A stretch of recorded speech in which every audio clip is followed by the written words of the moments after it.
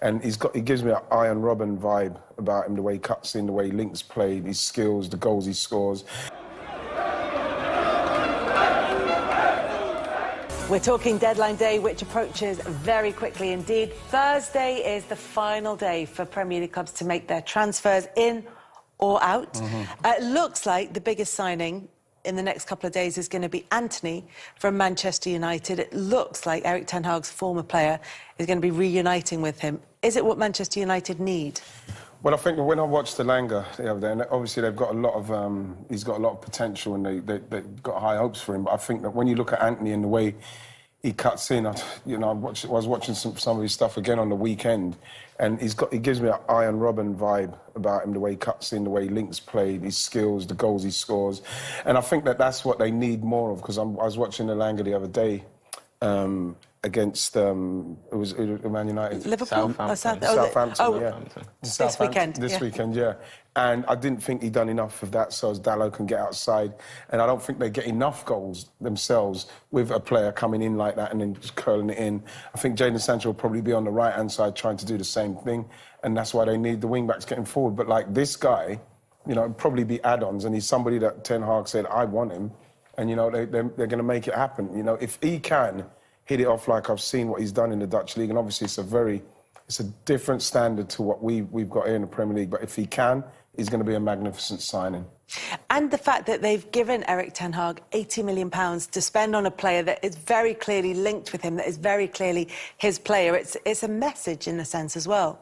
Yeah, and I think anyone who, after those early few results, thought there were doubts about the long-term future, I think this shows that there is definitely a bit of patience here that maybe there hasn't been in recent years. And he's developed Antony so much when he was at Ajax. I mean, he's taken his game to another level, helped him push on into the Brazilian senior team. Like, he's really transformed him as a player, and I think their relationship and their bond is so good that I don't necessarily think the step up to the Premier League will be perhaps too much for him, because he knows that Ten Hag will guide him through that process. And I think that's very different, perhaps, to bringing a player in from the Bundesliga or Liga or whatever, where you don't have that relationship already and you're trying to make that jump. Even Erling Haaland in those first couple of games for City, people were questioning how long it would take him to adapt, and now he's found his feet. So I think that sort of situation will be expedited by the fact that Ten Hag can kind of take him under his wing and say, you can do it, because I've seen you do it before. Don't you think it will be harder, though, because the manager himself is trying to navigate himself and teach himself the Premier League way? So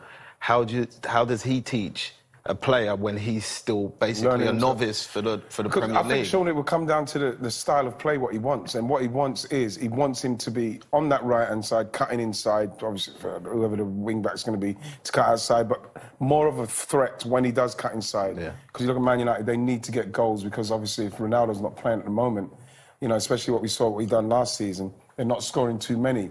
He will bring goals, and he knows what he is capable of, and this is why people talk about how much it is.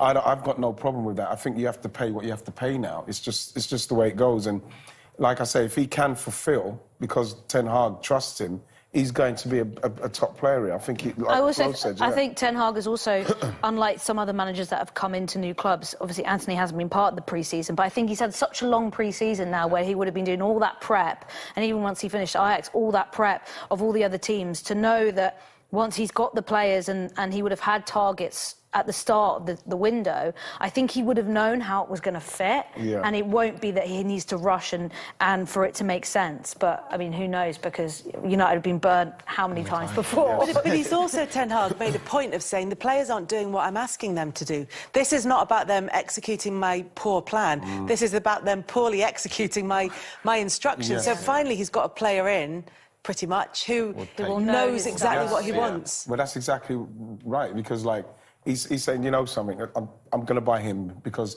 I'm telling them to do it, they're not doing it. And it's like I say, I wouldn't want to dig Elanga out, but, like, he's played a couple of games and I've not seen too much of that. What I see, the focal point of what I see, what he does, is he gets that ball, he's got great skills, comes inside, curls it in the top corner and stuff like that. That's what he sees that he can do, and he's bought somebody and it's cost him a few quid to get that done. Is Ronaldo on the way out? Well, he hasn't started the last couple of games and they've won them. Like I say, they're going to need goals because last season, if his goals wasn't there, I don't know what would have happened with Man United, but I think that he probably is on the way out. It doesn't seem like he's not. Otherwise, he might have started the last game or the last couple of games, but they seem like they're trying to get through without him. I don't know if, personally, I think that they should try and maybe move him on. It might even though the word officially is that, and Ten Hag is saying he's still part of my plans, it does look as though that move is drawing closer, whichever way it's been driven. Ronaldo has been not quoted, but his views have been represented in articles over the weekend, where it's very much putting forward his point of view and how frustrated he's felt at Manchester United. Could the sticking point here be where he goes? Yeah. It's wages. I mean, really, who can afford him? And the entourage that comes with it. Yeah, I just don't know who can afford to take on that, everything, not just financially, but everything that comes with having a player like that. I think that's why he's running out of options. I mean, thinking about where Arsenal were with Aubameyang and how that went right down to the wire, as I'm sure lots of people have seen in the recent documentary, like how that went down to the wire and they had to figure something out because there were so few clubs that could afford to take him. And I think that's going to be the same situation right up until the deadline. They're going to be ringing clubs and saying, can you make space in your budget? And I think for United, it will be really important to make space for themselves because they're not really offloading enough at the moment to free up probably as much as they would like to work with. Look, it's horrible to say, but maybe it's time for him to accept he might be part of a team where he's in rotation and he's not the main person, because at the end of the day, he is getting old. He looks phenomenal. He still works hard, and as you said, Daddy, he still gets you loads of goals. But at the minute, it looks like the team's going in a different direction. They're picking up better results without him in the team. So maybe he either fits into the way they play, or he comes off the bench and does what he has to do. That's the way I look at it. Because like Flo said, he's going to have problems getting rid of him, and at the minute, it doesn't look like anybody wants to take him. As Manchester United are starting to build a bit of momentum, they've got Leicester on Wednesday, which, given Leicester's start to the season, might mean that Manchester United can make it 3 wins in a row. Yeah, you look at Leicester, they look, even against 10-men Chelsea, they didn't look great. I thought Chelsea did do well in respect of defensively when they did go to 10 men, but they were still, for me, for a team with 10 men, still playing through Leicester very easily. In the end, winning a game that I thought that Leicester should have been taking more advantage of. And, you know, we're sitting with Fofana, you know, it looks like he's going to be going to Chelsea and, you know, for big money. But the fact is that that's what happens with Leicester. They do move on, these players. They move on. And it does feel very much, with all due respect to them, stepping stony.